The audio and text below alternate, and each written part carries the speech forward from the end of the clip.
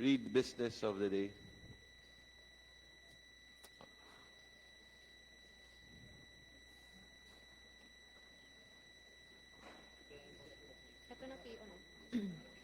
PO 22CC 407, an ordinance approving the annual budget of the Quezon City government for the calendar year 2025 in the amount of 40,600,000,000 pesos, covering the various expenditures for the operation of the city government and appropriating the necessary funds for the purpose. Introduced by Councilor Shaira L. Liban, Councilor Dorothy Doray Delarmente, Councilor Wenceron Benedict Wency Lagumbay. The Honorable Shaira Liban is recognized. Mr. Presiding Officer, may I move to consider the approval of PO 22CC-407. There's a motion to move for the consideration of PO 22CC-407. Any second? Do you second then? Any objection? Hearing none, PO 22CC-407 is for discussion. Councilor Shaira Liban.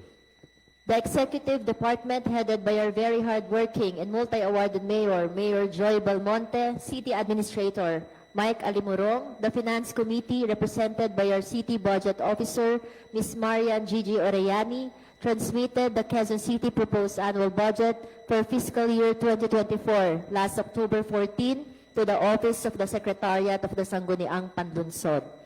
The said 2025 annual budget amounts to 40,600,000,000 pesos, covering the various expenditures for the operation of the Quezon City government.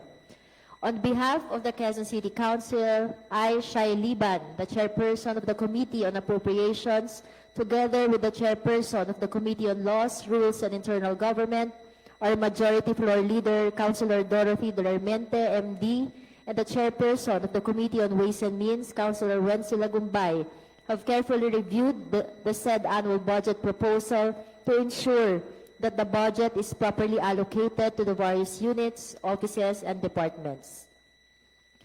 To add, we made sure that programs are aligned to the Quezon City Trust and that budget will be spent wisely, prudently, and effectively. As we start our budget hearing today, November 4, up until the last day, November 7, 2024, let our discussion be as fruitful as possible, wherein the budgeting of the city should be properly discussed and meticulously scrutinized to ensure accountability and responsible utilization to enable the Quezon City government to plan and manage its financial resources to support the implementation of programs and projects that best promote our growth and development as a highly progressive city. Let us make sure that funds are carefully managed and used, and that the right goods and services are delivered to their potential beneficiaries at the right place and at the right time.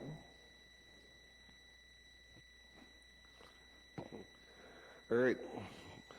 In the period of discussion, we have here, may we request the City Administrator to introduce the Finance Committee.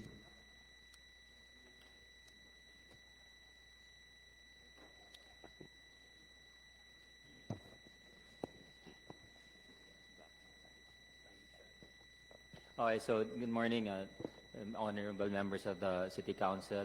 Thank you very much for this opportunity. Together with me here in the City Finance Committee is Don Habillonar, Assistant City Administrator for Finance. For Finance. And Gigi Oriani here with our Head of Budget, Ruby Manango, our Head of Accounting. Representative of Treasury is missing in action. Sana ba yan? Darating ba? And in representing our city planning is Assistant Department Head Sari Viduya, and then Noel Gascon, Internal Audit. We are hoping that the Treasury shows up any moment now.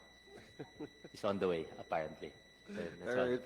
So, CMI, can you please present the 2025 annual budget? Thank you very much. Is there the PowerPoint presentation? So we're here happy to present the 2025 proposed general budget. Next slide, please.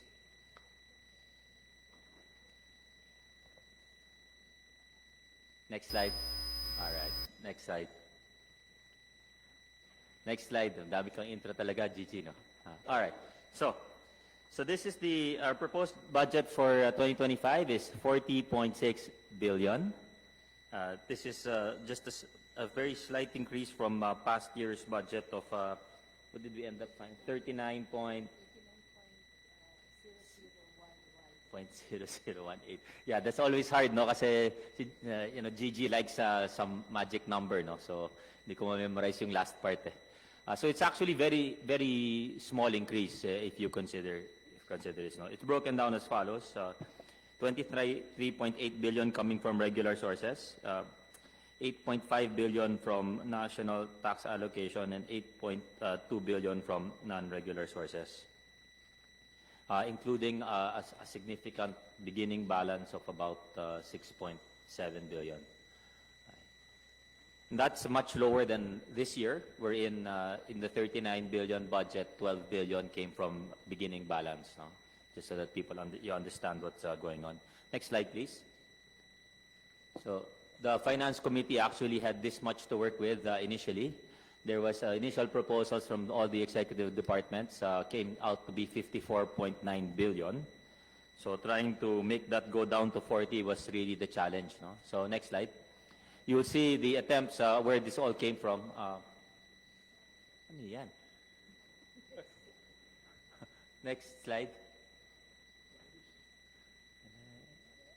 Yan. All right. Thank you. So the initial proposals were as follows. General Public Services came in at 17 billion. That was brought down to 12.4. Social Services, 29.8, brought down to 22. And Economic Services, 7.9. Brought down to 6. No? So for those wondering, or just like me, I'd sometimes have a hard time remembering what each of these are. No? What is calculated in general, social, and economic is really dependent on the departments. So some departments are put under economic services, such as Treasury, BPLD, MDAD, assessors, for example, all those that generate LAPO, all of those that are generating economic services. Social services includes departments like SSDD, City Health, QCGH, and QCU are good examples of those. No? So that's how it breaks down. Next slide, please. So if you look at the distribution, consistent with Mayor Joy's advocacy, or social services is 54.4%, so it's the bulk of the expenditures. Economic services at 15.1%, and general public services at 30%. Next slide, please.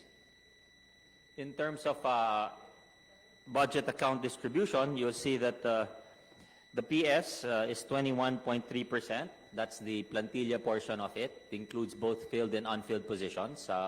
Just recall, Your Honors, that we have to budget the entire plantilla, whether it's filled or unfilled. No? Contract of service is 7.9%. MOE is 47.3%. Capital outlay 14.1%. And statutory and mandatory obligations of 9.5%. Next slide, please. All right. Next slide. Sorry. On the budget distribution, you'll see that key things to highlight. Personnel services, if you look at it, went up a little bit. That's in part because of the two things, no? Salary standardization law, tranche number 1. This is the new one, new salary standardization law, tranche 1. At the same time, there are also certain offices that have been rationalized in the last year, which the council has passed measures for, like Amoranto, I believe, is in here already. So that would be reasons why personal services have gone up. Other general services has gone down slightly. Some of that is a reduction in contract of service under the City Health Department, which had a lot of personnel due to the pandemic. Now no longer needs as many. So that is reduced. And then other professional services are there. So that results in a slight increase in the personnel services. Next slide. This one I would like to highlight. If you look at the utilities expense, this is a little bit misleading. I just want to everybody to know. Electricity expense looks like it goes down. In reality, this is something to keep in mind. No? In order to make the budget balance, the executive branch actually reduced electricity expenses. So you actually see electricity expenses excluding the last quarter. Let me explain that. No, the last quarter of electricity expenses were removed from the budget so that it could balance.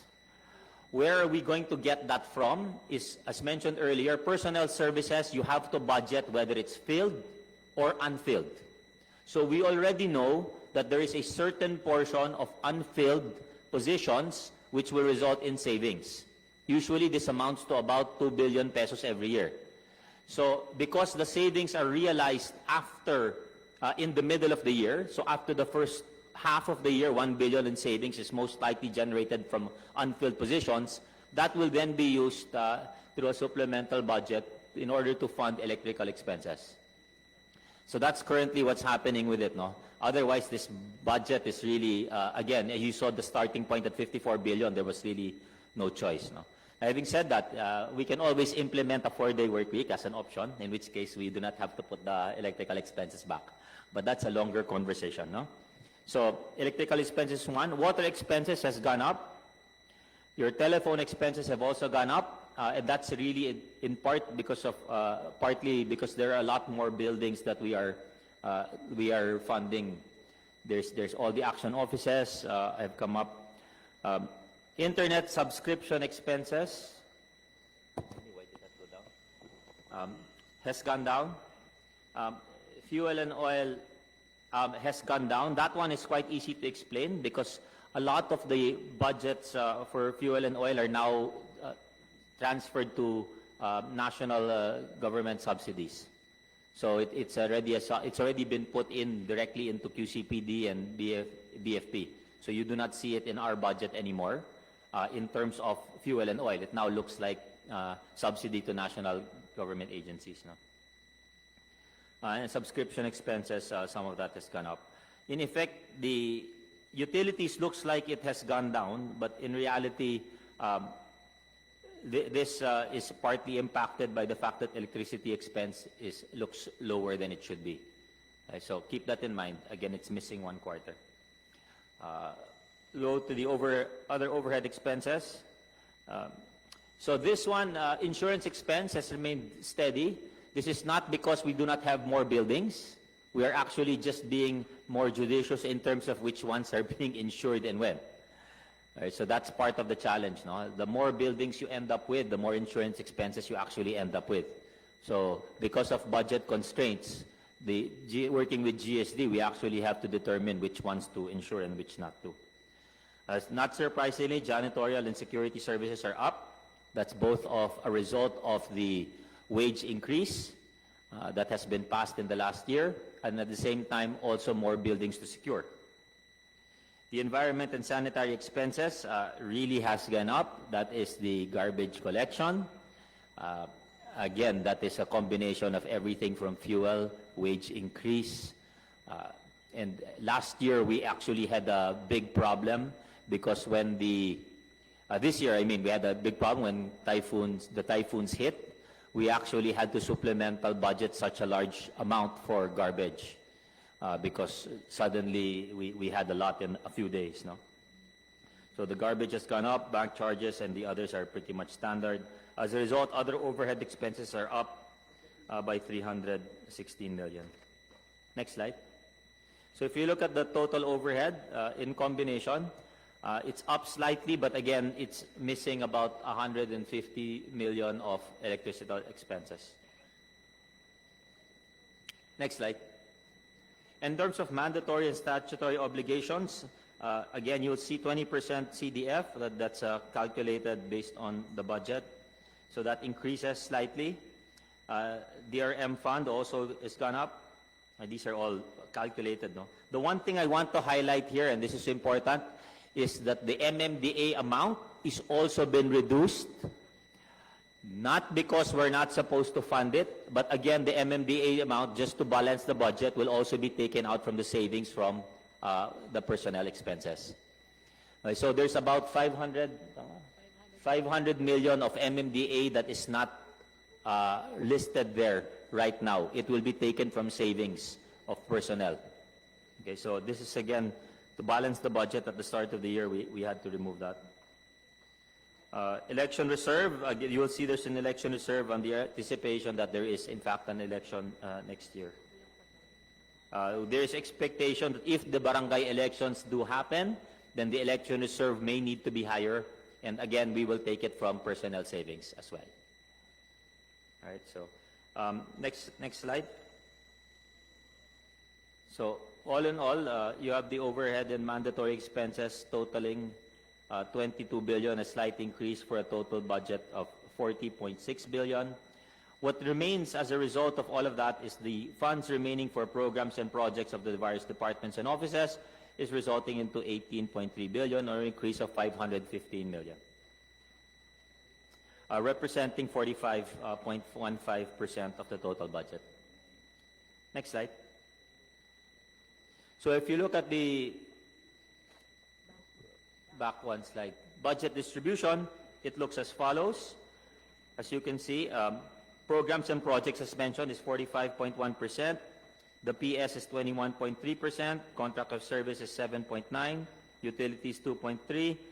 Other overhead 8.9%. Statutory and mandatory obligations 12.3%. And other professional services 2.2%. Next slide. Of course, we would like to make sure that we are still within the PS limitation. Next slide. So the proposed total personnel services based on the PS is 8.6 billion, or 29% of the PS limitation. So we are still well within the required amount. The real personnel, however, including contract of services, next slide, is 12.7 billion, or 43% of the limitation. The limitation is 45%, so we're still 2% under the maximum. And then last slide on personnel, just for the body's information. This is currently where we are. The personnel services field total number of plantilla is now 10,985. It is a slight increase from the prior year. I think coming online here are offices like Amoranto and Leipo also. Leipo are examples of offices that added plantilla in the last year. Total number filled is 6,528. For those who are members of the PSB, despite having a monthly PSB, you can see that the total number of filled plantilla has only gone up by around 300, no? And that's partly because there's a lot of retirement or resignations during the year as well. Unfilled is now 4,058, so we've improved slightly. And this is where, as mentioned earlier, a lot of the savings will come from. We're expecting about 2 billion from that. Finally, on the last slide, you will have the contractual employees. So you can see we have now 13,119 contract of service employees. That is 863 higher than the prior year. The legislative, well, congrats to you guys, have gone down slightly. The executive branch has gone up, and we're trying to, and that's really a challenge on our part, no? So I think that's the last slide. No? All right, thank you very much, and we're open to any questions. Thank you very much.